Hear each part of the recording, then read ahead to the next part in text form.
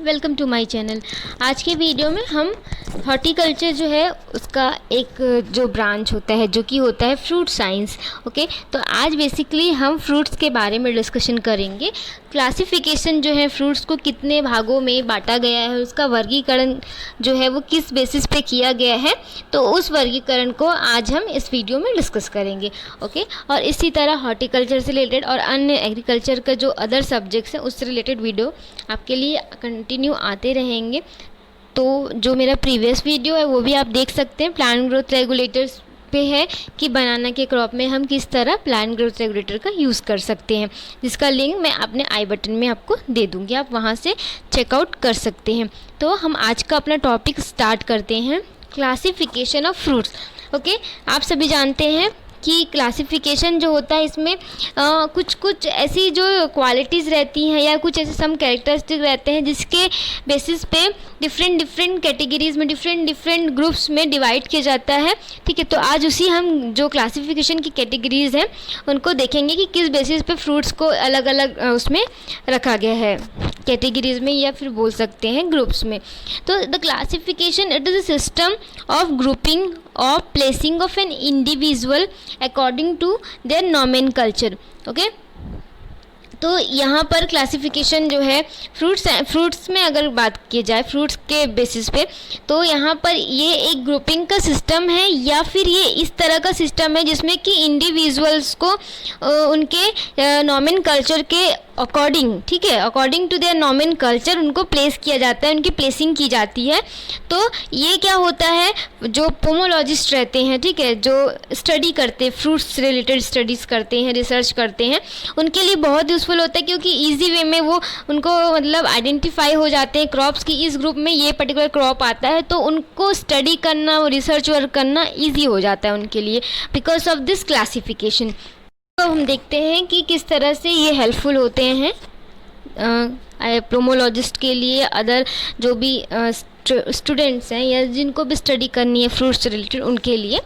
तो सबसे पहली चीज़ कि हम क्या कर सकते हैं, क्रॉप को आइडेंटिफाई कर सकते हैं, ठीक है, एंड नेमिंग कर सकते हैं क्रॉप की, to identify and naming the crop. And second thing is that हमको अगर क्लोज रिलेशनशिप स्टडी करनी है डिफरेंट फ्रूट्स क्रॉप की, तो वो हम इजी वे में स्टडी कर सकते हैं, to study the close relationships and then to know their hybrid and crossing behaviours. ठीक है, कि कौन एक दूसरे के लिए कंपेटेबल वेराइटीज़ हैं, कंपेटेबल क्रॉप्स हैं, तो उनकी हम कंपेटेबिलिटी, ठीक है, उनके हाइब्रिड्स एंड उनका जो क्रॉसिंग बिहेवियर है वो भी स्टडी कर सकते हैं, या उसके बारे में अगर हमको जानना है तो उसके लिए हमको क्लासिफिकेशन को जानना बहुत ज़रूरी है।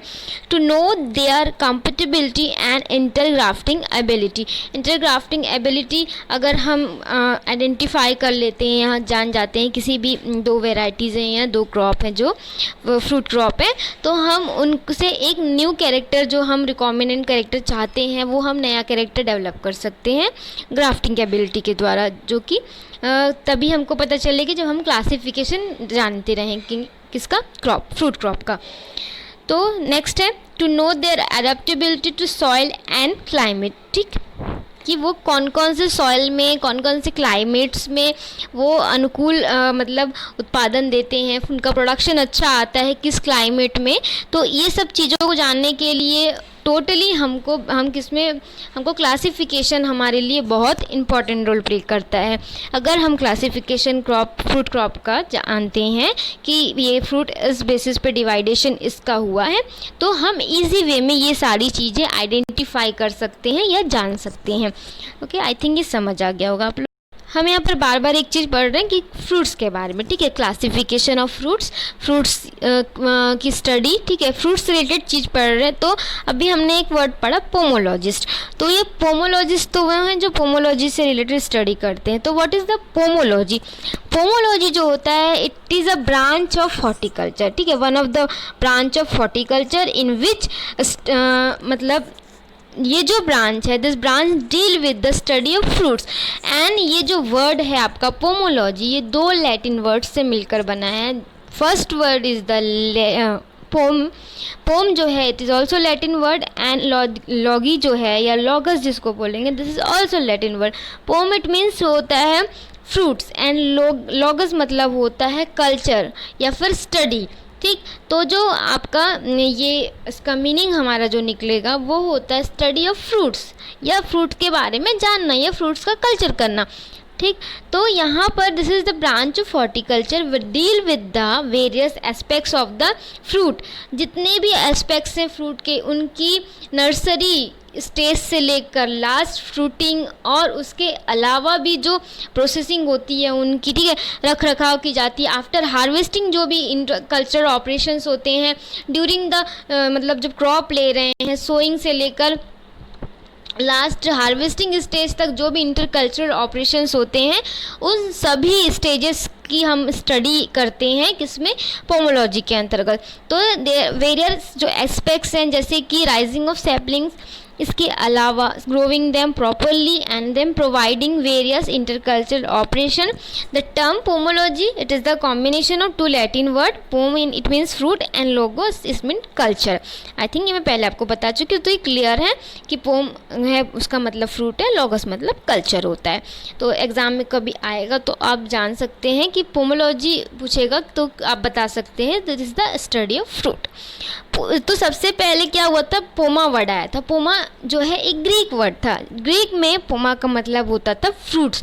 बाद में ये क्या हुआ, ट्रांसफ़र हो गया, उसके बाद ये हो गया पोम। इसका मतलब ये लैटिन में वर्ड है और लैटिन वर्ड में इसका मीनिंग होता है फ्रूट्स। तो इस तरह से ये पोमा से पोम में ट्रांसफ़र हुआ। लॉगस इट मीन्स होता है स्टडी। तो ये क्लियर हो गया आई थिंक आपको।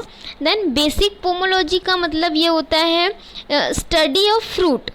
ठीक है, बेसिक पोमोलॉजी में क्या होता है, study of the basic aspects जो रहते हैं फ्रूट प्रोडक्शन के, जैसे कि training, water management and use of plant growth regulators, जिसको कि इन शॉर्ट PGRS के रूप में हम लिख सकते हैं। ठीक है, तो यहाँ पर जो बेसिक एस्पेक्ट्स में सबसे पहली चीज़ ट्रेनिंग। ठीक है, प्रॉपर शेप देना, शेप एंड साइज़ देते हैं ना जिसको ट्रेनिंग बोलते हैं। ट्री को जब हम प्रॉपर शेप एंड साइज़ देते हैं that is training. And water management करना बहुत ज़रूरी होता है किसी भी फ्रूट क्रॉप के लिए। एंड इसके अलावा जब हमारी फ्रूटिंग आती है उस दौरान हमको कुछ ऐसे हार्मोन्स हैं PGRs यूज़ करने पड़ते हैं। ठीक है, ये जो है बनाना के क्रॉप में जैसे कि मैंने यूज़ बताया PGR का, तो आप वो वीडियो देखेंगे तो आपको क्लियर हो जाएगा कि किस तरह के यूजेस होते हैं। नाउ एक होता है कमर्शियल पोमोलॉजी। इसमें क्या होता है, this is concern with the commercial production of fruit. हम कमर्शियल अपने वैल्यू मतलब इकोनॉमिक पर्पस से जब बोल सकते हैं सिंपल वर्ड में, इकोनॉमिक पर्पस से जब हम क्या करते हैं क्रॉप लगाते हैं, फ्रूट क्रॉप लगाते हैं, that is commercial pomology. Then next is systematic pomology. Systematic में क्या होता है, this is in it may be concern with the classification and nomenclature like kingdom, order, class, genus, species। जब हम इस तरह के स्टडीज़ करते हैं जिसमें हम बेसिकली उनका क्लासिफिकेशन और नोमेनकल्चर से रिलेटेड स्टडीज़ करते हैं, किंगडम कौन सा है, ऑर्डर कौन सा है, क्लास, जीनस एंड स्पीसीज के बारे में, that is the systematic pomology. तो यहाँ पर सबसे पहले हमने पोमोलॉजी क्या होता है उसको जाना, देन हमने बेसिक पोमोलॉजी को जाना, कमर्शियल पोमोलॉजी को जाना एंड सिस्टमेटिक पोमोलॉजी को जाना। तो आई थिंक ये आपको क्लियर है कि किस तरह से पोमोलॉजी को अलग अलग वे में हम स्टडी करते हैं।